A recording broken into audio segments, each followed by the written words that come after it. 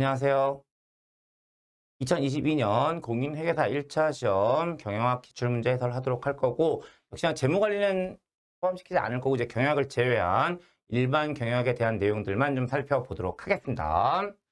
1번 문제 또 보시면 동기부여 이론과 성격에 관한 설명으로 가장 적절하지 않은 것입니다. 1번 동기는 개인의 욕구에 의해 발생되며 그 강도는 욕구의 결핍 정도에 의해 직접적인 영향을 받는다. 2번 맥클랜드에 의하면 성취 욕구는 개인이 다른 사람에게 영향력을 행사하여 그들을 통제하고 싶은 욕구를 말한다. 얘가 옳지 않은 설명이 되죠. 지금 영향력을 행사한다, 통제한다는 것은 성취 욕구에 대한 내용이 아니라 권력 욕구에 대한 내용이라고 보시면 되겠죠. 그래서 일단 2번이 적절하지 않은 설명이라고 보시면 되고요. 3번 강화 이론에 의하면 긍정적 강화와 부정적 강화는 행위자의 바람직한 행동의 빈도를 증가시킨다. 예, 맞죠? 강화와 관련해서 바람직한 행동을 증가시키는 것은 긍정적 강화, 부정적 강화. 바람직하지 못한 행동을 감소시키는 것은 벌과 소고가 있어요.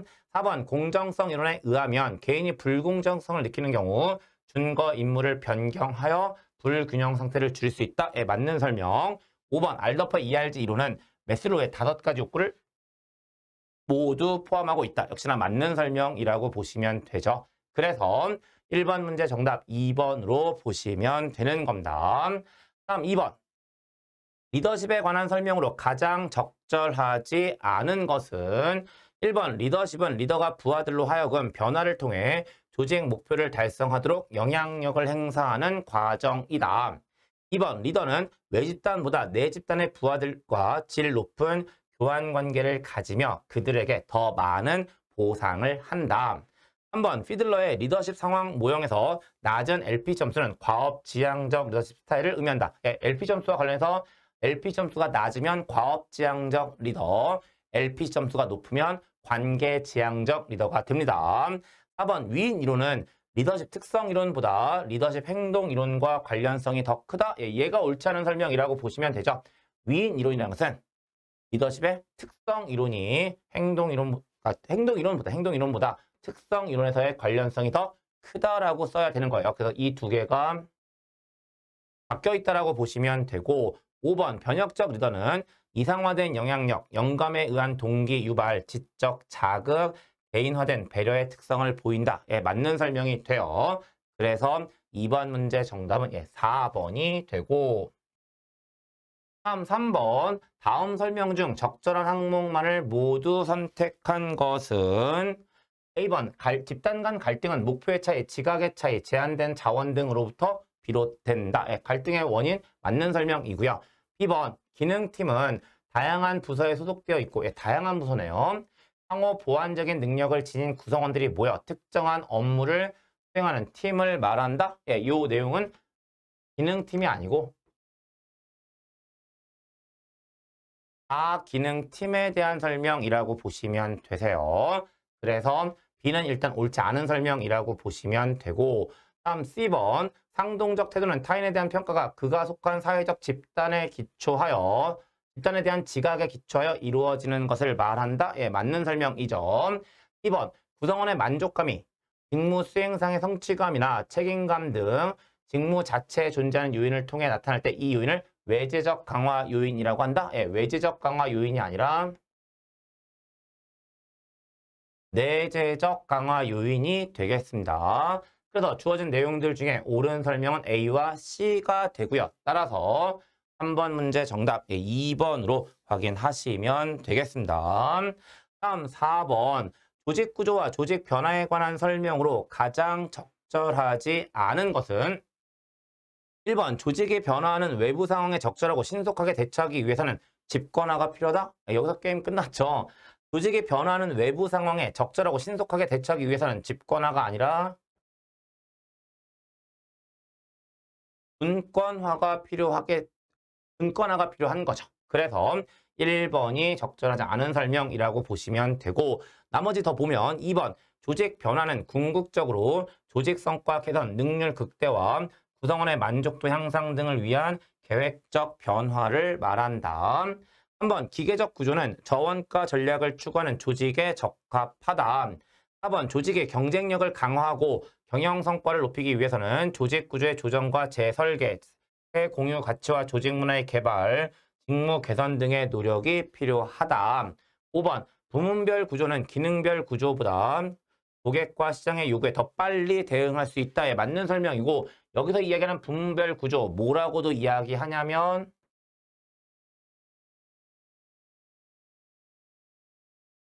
사업부재 조직이라고도 이야기하게 돼요. 그래서 4번 문제 정답 1번으로 보시면 되고 다음 5번 인적 자원의 모집, 개발 및 평등 고용 기회에 관한 설명으로 가장 적절하지 않은 것은 1번 내부 모집은 외부 모집에 비해 종업원들에게 희망과 동기를 더 많이 부여한다. 2번 평등 고용 기회는 조직에서 불법적 차별에 의해 영향을 받지 않는 고용을 의미한다. 3번 선발 기준은 한 개인이 조직에서 담당할 직무를 성공적으로 수행하기 위해 갖춰야 하는 특성을 말한다.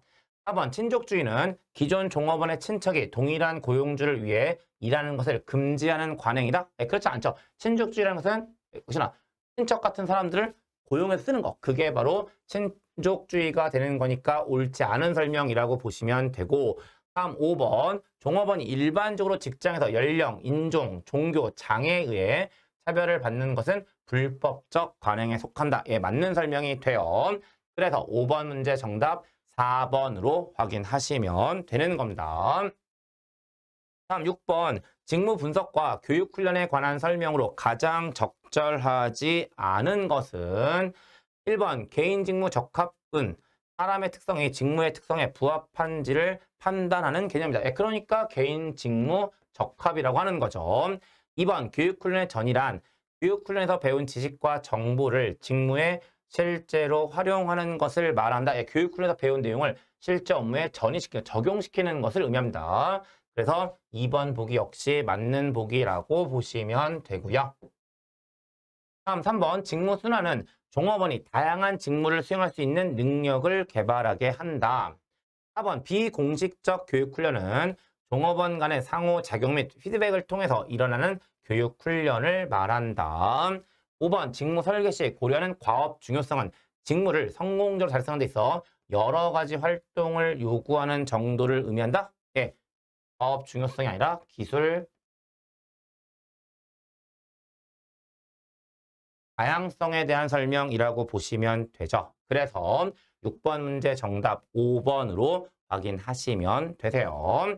다음 7번 이직 및 유지 관리에 관한 설명으로 가장 적절하지 않은 것은 1번 자발적 이직의 일반적인 원인에는 직무 불만족, 낮은 임금 및 복리후생 수준, 부진한 성과 등이 있다라고 하는 거고 요게 이제 옳지 않은 설명이라고 보시면 되는데 잠깐만 부연 설명 드리면 그 자발적 이직이고요. 이 자발적 이직에 발생하는 원인은 크게 두 가지가 있다라고 보시면 되세요. 그리고 그 두 가지가 바로 뭐냐면 통제 불가능한 원인과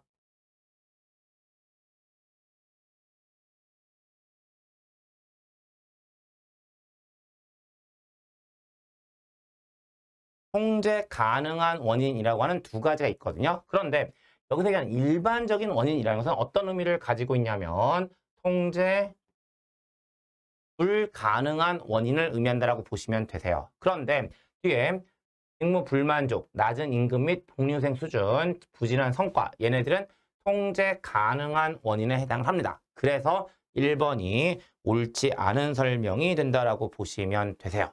그래서 일단 7번 문제 정답 1번으로 보시면 되고 나머지 보기에 보시면 2번 퇴직자 인터뷰는 종업원에 대한 유지평가 노력의 일환으로 폭넓게 사용되는 방법이다. 3번 개인이 조직에서 성과를 내는데 영향을 미치는 주요 요인에는 개인적 능력, 투입된 노력, 조직의 지원 등이 있다.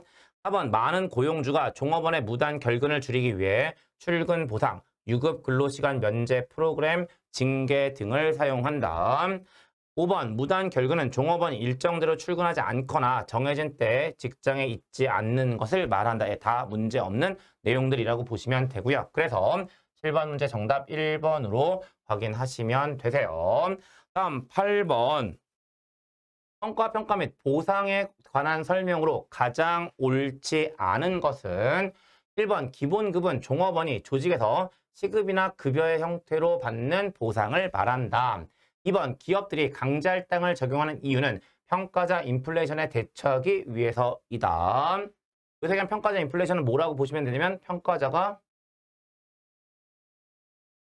평가자를 긍정적으로 평가하는 것을 의미한다라고 보시면 되세요. 그리고 어떤 의미가 될까요?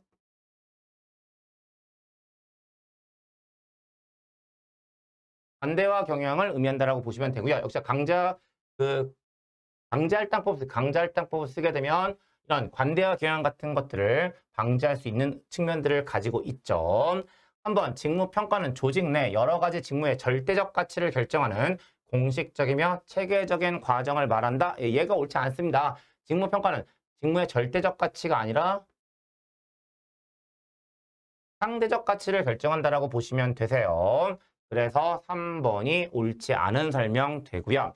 다음 4번 조직이 개인 인센티브 제도를 사용하기 위해서는 각 개인의 성과를 확인하고 측정할 수 있어야 한다. 5번 가장 널리 사용되는 종업원에 대한 평가 방법은 직속 상사가 종업원의 성과를 평가하는 것이다. 크게 문제 없죠. 그래서 8번 문제 정답 3번으로 확인하시면 되고 다음 9번 서비스의 특징으로 가장 적절하지 않은 것은 1번 무형성, 2번 생산과 소비의 분리성, 3번 변동성, 4번 소멸성, 5번 동질성. 간단한 문제죠. 답은 5번 동질성이라고 보시면 되고요. 동질성이 아니라 서비스는 이질성의 속성을 가지고 있다라고 보시면 되세요.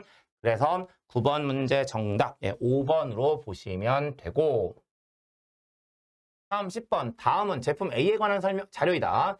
비용 지향적 가격 결정을 따르고 영업이익률 40%를 기대하는 경우에 제품 A의 단위당 가격에 가장 가까운 것은 이고요. 주어진 자료 가지고 그 다음에 영업이익률이 40%라는 것 가지고 계산하시면 되는데 어떻게 계산하시면 되냐면 지금 영업이익은 어떻게 될 거냐면 지금 단위당 가격이 있을 거고요. 거기서 뭘 빼줄 거냐면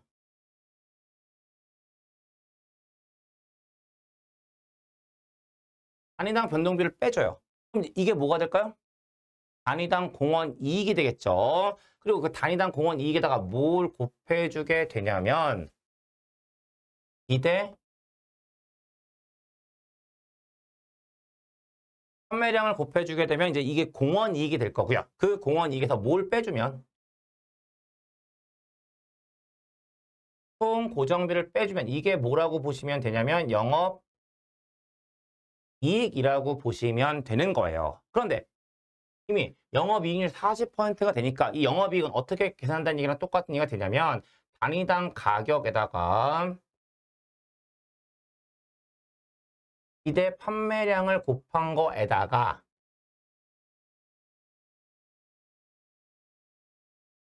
40%를 곱해준 게 된다라고 보시면 되는 거잖아요. 그럼 이제 자료상으로 보게 되면 단위당 변동비가 자료로 주어져 있고요. 그 다음에 기대 판매량이 주어져 있고 그 다음에 총 고정비에 대한 자료 주어져 있고 여기 다 자료 주어져 있으니까 결국 미지수는 이제 단위당 가격만 남죠. 단위당 가격만 남죠. 그럼 이제 이 단위당 가격을 미지수로 해서 단위당 변동비에 2만 원 집어넣고 기대 판매량에 10,000개 집어넣고 총 고정비에다가 1억 집어넣고요. 여기도 마찬가지로 계산하시면 이제 그렇게 계산하셔서 단위당 가격 구하시면 되고 그렇게 구하시면 아마 가격이 5만 원이 계산이 될 거예요. 그래서 10번 문제 정답 5번으로 확인하시면 되는 거예요. 다음 11번 척도에 관한 설명으로 가장 적절하지 않은 것입니다. 1번 척도는 포함하는 정보의 양에 따라 분류된다. 2번 어휘 차이 척도는 척도의 양 극단의 속성의 정도를 나타내는 반의어를 제시한다. 3번 비율 척도를 통해 변수들의 상대적 크기를 비교할 수 있고 절대적 크기도 측정할 수 있다. 4번 간격 척도로 측정된 변수 간의 가감 연산이 가능하면 리커트 척도가 간격 척도에 의하다. 이 간격 척도 또는 등간 척도라고도 하는 거죠. 다음 5번 서열 척도를 통해 특정 대상들의 절대적 위치를 알 수 있다. 그렇지 않습니다. 서열 척도는 서열의 의미를 가지고 있기 때문에 상대적 위치를 알 수 있다라고 보시면 되고요. 절대적 위치를 알 수 있는 것은 비율 척도가 된다라고 보시면 되는 거죠. 아까 보시는 것처럼 비율 척도는 절대적 크기도 측정할 수 있다라고 이야기하고 있으니까요. 그래서 11번 문제 정답 5번으로 확인하시면 되는 거고, 다음 12번 보겠습니다. 소비자 정보 처리 과정의 순서로 가장 적절한 것은, 요건 그냥 순서대로 정리하고 넘어가시면 되겠죠. 그래서 노출, 감지, 주의, 이해, 기억의 순서가 된다라고 보시면 되고요. 12번 문제 그렇게 확인하고 넘어가시면 되고, 다음 13번 자료 분석에 관한 설명으로 가장 적절하지 않은 것입니다. 1번 신뢰성은 측정 결과가 얼마나 일관되는지를 나타낸다. 일관성과 관련돼 있고요. 다음 2번 첫 번째 측정이 그 다음의 측정에 영향을 미치는 것을 측정 도구의 편향이라고 한다. 여기서 얘기하는 편향이라는 것은 한쪽으로 치우치는 것을 의미해요. 근데 첫 번째 측정이 그 다음의 측정에 영향을 미치는 것이라는 것은 시험 효과를 의미한다라고 보시면 되세요. 그래서 2번이 옳지 않은 설명이라고 보시면 되고, 3번 외적 타당성은 실험의 결과를 실험실 외의 상황에 어느 정도까지 적용할 수 있는지를 나타낸다. 4번 유의 수준은 일정 오류의 허용 정도를 의미한다. 5번 양측 검정에서는 기무가설을 기억할 수 있는 영역이 좌우 양쪽에 위치한다. 그래서 양측 검정인 거예요. 그래서 이제 13번 문제 정답 2번으로 확인하시면 되는 거고, 다음 14번 소비자가 문제를 인식했을 때 이를 해결할 수 있는 수단을 찾기 위해 기억 속에 저장되어 있는 정보를 회상하는 과정으로 가장 적절한 것은 문제 속에 정답은 있습니다.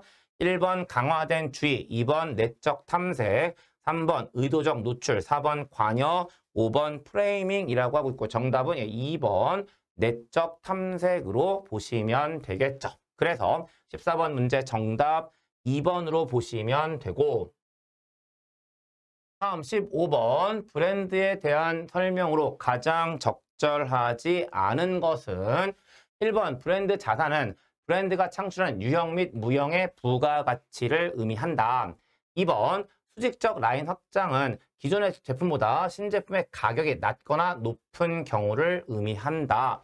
여기서 얘기한 수직적이라는 것은 가격의 변화나 품질의 변화를 의미하게 됩니다. 그래서 2번 보기는 적절한 설명되는 거고, 다음 3번 카테고리 확장은 기존 브랜드와 동일한 제품 범주 내에서 출시된 신제품의 기존 브랜드를 사용하는 것을 의미한다. 동일 제품 범주가 되니까 얘는 카테고리 확장이 아니라 라인 또는 계열 확장에 대한 설명이라고 보시면 되겠죠. 그래서 3번이 옳지 않은 설명되는 거고, 4번 소비자는 자신의 자아 개념과 일치하는 브랜드 개성을 지닌 브랜드를 선호하는 경향이 있다. 5번 공동 브랜딩을 하면 하나의 제품에 여러 브랜드가 함께 레이블링 될 수 있다. 크게 문제없는 내용들이 되죠. 그래서 15번 문제 정답은 3번으로 보시면 되는 거고, 다음 16번 다음 빈칸 A에 들어갈 소비자 구매 행동의 유형으로 가장 적절한 것은 하면서 관여도에 대한 얘기 들어가 있고, 최초 구매인지 반복 구매인지에 따라서 복잡한 의사결정, 브랜드 충성, 관성적 구매에 들어가면서 얘가 뭔지를 물어보고 있는 내용이 되는 거고요. 여기 들어가는 거 역시 뭐 이건 바로 정리할 수밖에 없겠죠.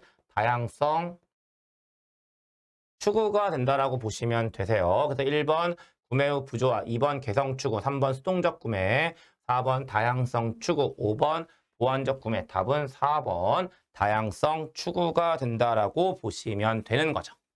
그 다음에 17번 재고 모형에 관한 설명으로 가장 적절하지 않은 것은 1번 실제 수요가 예측 수요를 초과할 가능성에 대비하여 안전 재고를 보유할 경우 재주문점은 증가한다. 안전 재고를 가지게 되니까 당연히 재주문점은 증가할 겁니다.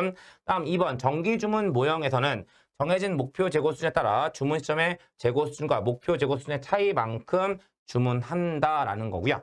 3번 정기주문 모형에서는 배달 시기와 배달 경로의 표준화가 용이하면 같은 공급자에게 여러 품목을 동시에 주문할 수 있는 장점이 있다. 그러니까 그 정기 주문하게 되면 한꺼번에 그러니까 일정 기간 동안 할 거니까 그 일정 기간마다 여러 제품을 한꺼번에 할 수 있다는 거고요. 그게 바로 3번 보기에 대한 내용이라고 보시면 되세요. 다음 4번 고정 주문량 모형에서는 고정된 로트 크기로 주문하므로 수량 할인이 가능하다.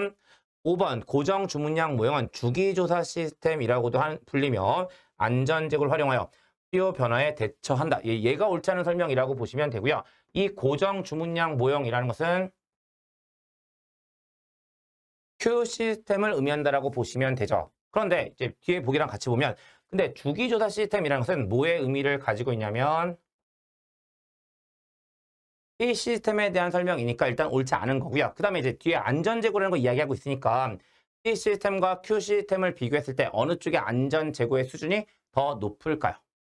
P 시스템이 안전재고의 수준은 더 높다라고 보시면 되는 겁니다.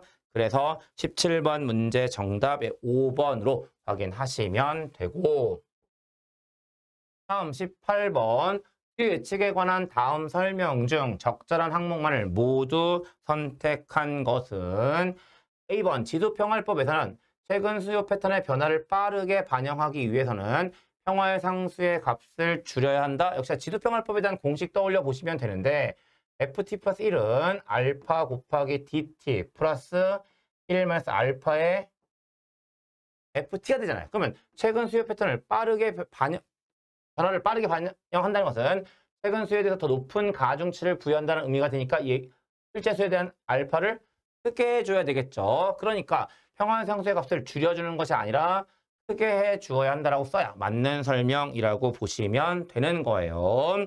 그 다음에 B번 추적지표의 값이 지속적으로 음의 값을 보이는 경우 예측을 실제보다 작게 하는 경향이 있다고 볼 수 있다. 일단 추적지표가 뭔지에 대한 개념 잡으시면 되는데 이 추적지표라는 것은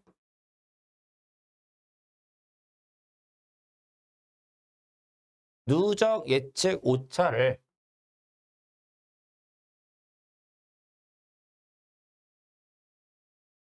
평균 절대 오차로 나누어 준 것을 의미한다라고 보시면 되고요. 그랬을 때 이 누적 예측 오차라고 얘기하는 거 일반적으로 뭘 측정할 때 쓰는 도구냐면 수요 예측 기법의 편향성을 측정하기 위한 도구가 되죠. 그리고 누적 예측 오차가 양의 값을 가질 때는 과소 예측을 판단하고요. 누적 예측 오차가 음의 값을 가질 때는 과대 예측을 판단한다라고 보시면 되잖아요. 그럼 다시 돌아가면 음의 값을 보이는 경우라면 실제보다 작게 예측한다?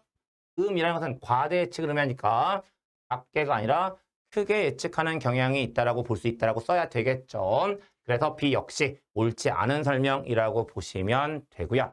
다음에 C번 이동평균법에서 이동평균 기간을 길게 할수록 우연요소에 의한 수요 예측치의 변동이 줄어들게 된다. 2번 지수평활법에서는 오래된 자료보다 최근 자료에 더 큰 비중을 두고 수요를 예측한다. 알파 값을 키우면 되니까. 그래서 C와 D는 옳은 설명이라고 보시면 되고요. 18번 문제 정답 5번으로 확인하시면 되는 겁니다.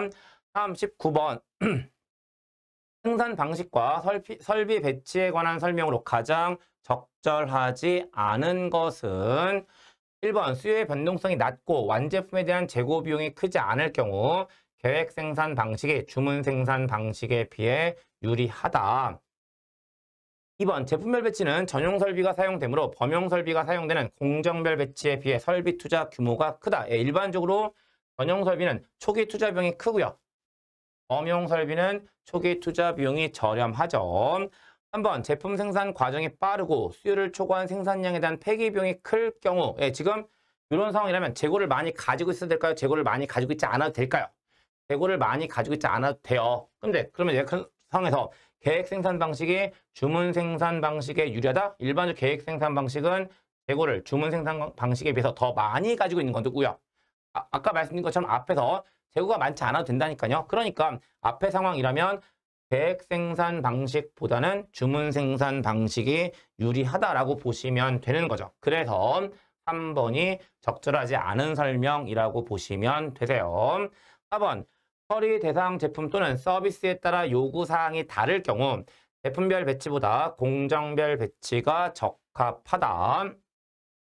5번, 셀러 배치의 경우 그룹 테크놀로지를 활용하여 제품별 배치의 이점과 공정별 배치의 이점을 동시에 얻을 수 있다. 맞는 설명이라고 보시면 되죠. 그래서 19번 문제 정답은 3번이 돼요.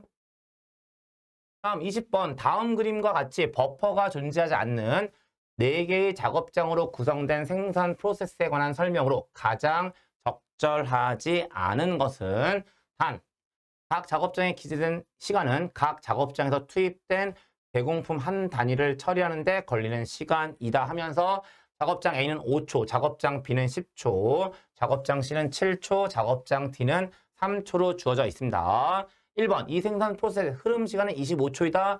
여기서 얘기하는 흐름 시간은 여기서부터 여기까지의 시간을 다 더해 놓은 거라고 보시면 되고요. 5 더하기 10 더하기 7 더하기 3 하면 25초 맞죠? 그래서 1번은 옳은 설명이 되고요. 다음 2번, 병목이 발생하는 작업장은 작업장 B다. 병목은 가장 오랜 시간이 소요되는 작업장을 의미하게 되고 5초, 10초, 7초, 3초니까 B가 가장 많은 시간이 소요되죠. 그래서 4개 작업장 중에 병목은 B가 돼요. 다음 3번, 작업장 C에서는 작업 공전이 발생한다. B는 10초 걸리고 C는 7초가 걸리니까 여기서 남는 시간들이 발생하는 거죠. 그러니까 작업 공전 남는 시간이 되는 거니까 3번 역시 맞는 설명이라고 보시면 되시고요. 다음에 4번, 이 생산 프로세스의 시간당 생산량은 720단이다. 얘가 옳지 않은 설명인데 지금 병목 공정이 B니까요. 얘는 분당 6개가 생산된다고 보시면 되고요.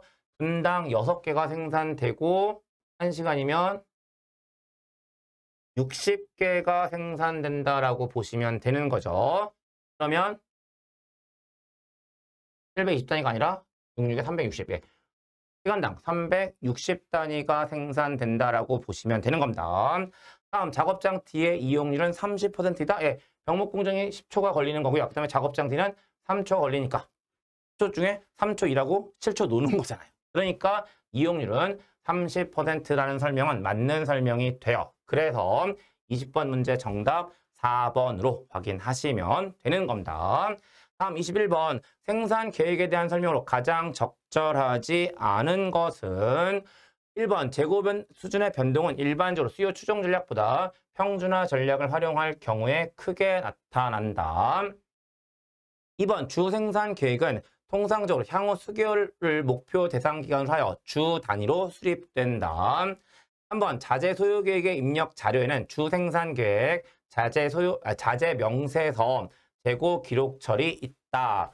4번, 총괄 생산 계획을 통해 개별 제품별로 월별 생산 수준, 인력 수준, 재고 수준을 결정한다. 개별 제품별로 월별, 생산 수준, 인력 수준, 재고 수준을 결정하는 것은 총괄 생산 계획이 아니라 MPS, 이 문제상에 사용되는 번역으로 생각해보면 주 생산 계획 또는 기준 생산 계획이라고 보시면 되죠. 그래서 4번이 옳지 않은 설명되는 거고, 다음 5번, 자재 소요 계획은 생산 능력, 마케팅, 재무적 요소 등에 관한 조정 기능을 포함한 MRP2 및 ERP로 확장되었다. 크게 문제 없죠. 그래서 21번 문제 정답 4번으로 확인하시면 되세요. 다음 22번, 주민센터 A의 업무 프로세스는 리트레 법칙을 따른다. 이 주민센터의 시간당 처리 민원인 수가 10명이고 민원인 1명이 민원 해결을 위해 평균 30분을 주민센터에 머문다고 할 경우 어느 특정 시간에 주민센터 A에 머물고 있는 평균 민원인 수는 단, 각 민원인은 주민센터에 도착한 순서대로 서비스를 받고 민원이 해결되는 즉시 주민센터를 떠나는 것으로 가정한다. 그 대객렬 모형 문제가 계산 문제로 출제가 된 거긴 한데 사실 뭐 내용 정리하고 있지 않더라도 뭐 문제에서 정답 고르시는데 어렵진 않으시죠? 보시면 시간당 10명의 민원인 수가 시간당 10명을 처리할 수 있고요. 한 명당 평균 30분을 주민센터에 머문다라고 이야기를 하고 있는 거잖아요. 그럼 이제 10명 곱하기 지금 시간 베이스로 끌고 가야 되는 거니까 0. 0.5 시간이라고 보시면 되세요. 그래서 그렇게 계산하시면 이거 얼마가 계산이 되는 거냐면 그냥 5명 계산된다라고 보시면 되는 거죠. 그래서 22번 문제 정답은 2번으로 확인하시면 되는 거고, 다음 23번 휴면어의 서비스 프로세스 매트릭스에 관한 설명으로 가장 적절하지 않은 것이고요. 잠깐만 내용 보기 보시면 휴면어의 서비스 공정 매트릭스라고 이야기하는 것은 노동 집약 정도라고 하는 것과 관여와 개별화 정도 각각 높으냐 낮으냐라는 것을 가지고 서비스를 모두 4가지로 구분하고 있는 거잖아요. 그랬을 때 둘 다 낮은 경우가 서비스 공장, 관여와 개별화 정도만 높은 경우가 서비스 샵이라고 보시면 되고, 노동 집약 정도만 높은 경우가 대량 서비스, 둘 다 높은 경우가 전문 서비스가 된다라고 보시면 되겠죠. 그럼 이거 가지고 보겠습니다. 1번 전문 서비스는 노동 집약도와 고객화 정도가 높은 서비스를 의미한다. 여기서 얘기하는 개별화를 다른 말로 쓰면 고객화가 된다라고 보시면 되죠. 2번 대량 서비스에는 소매업, 학교, 소매, 금융 등이 속한다. 예시들 한번 떠올려 보시고요. 다음 3번 서비스 공장에는 항공사, 운수회사, 호텔 등이 속한다. 4번 서비스 샵은 노동 집약도는 높으나 고객화 정도는 낮은 특징이 있다. 서비스 샵 여기고요. 어떤 특성을 가지고 있냐면 노동 집약도는 낮지만 관여와 개별화, 고객화 정도는 높은 특성을 가지고 있네요. 그러니까 얘가 옳지 않은 설명이라고 보시면 되겠죠. 다음 5번 전문 서비스는 높은 수준의 인건비와 고객화 정도 때문에 비효율적인 경향이 있다. 역시나 옳은 설명이라고 보시면 되세요. 그래서 23번 문제 정답은 4번이 되는 거고, 다음 24번 린 생산에 관한 설명으로 가장 적절하지 않은 것은 1번 작업장의 재고를 정교하게 통제하기 위해 풀 방식에 의한 자재 흐름이 적용된다. 린 생산 시스템, 적시 생산 시스템, JIT와 동일한 의미라고 보셔도 되세요. 2번 생산 프로세스의 작업 부하를 일정하게 하고 과잉 생산을 방지하기 위해 가능한 한 작은 로트 단위로 생산한다. 3번 수요 변동에 효과적으로 대응하기 위해 급변하는 환경을 가정하여 설계되었다. 이게 옳지 않습니다. 린 생산 시스템 또는 적시 생산 시스템이라는 것은 대량 생산 방식에 뿌리를 두고 있어요. 그리고 이제 그 대량 생산 방식이 가지고 있는 단점을 보완하기 위한 목적으로 만들어진 방법이고요. 뿌리가 대량 생산 방식에 가 있다 보니까 급변하는 것이 아니라 안정적인 환경을 가정하고 있다라고 보시는 게 맞으세요. 그래서 24번 문제 정답 3번 되고요. 나머지 보시면 4번 린 생산 시스템의 성공적인 정착을 위해서는 가동 준비 시간에 최소화가 필요하다. 5번 린 생산을 도입할 경우 전통적인 생산 시스템에 비해 공급자 수는 감소하는 대신 공급자와의 유대는 강화되는 경향이 있다. 맞는 설명 되죠. 그래서 24번 문제 정답 3번이 되는 거고, 여기까지 말씀드리면서 2022년 공인중개사 1차 시험 일반 경영학 기출문제들 해설 마무리 짓겠습니다. 네, 수고하셨습니다.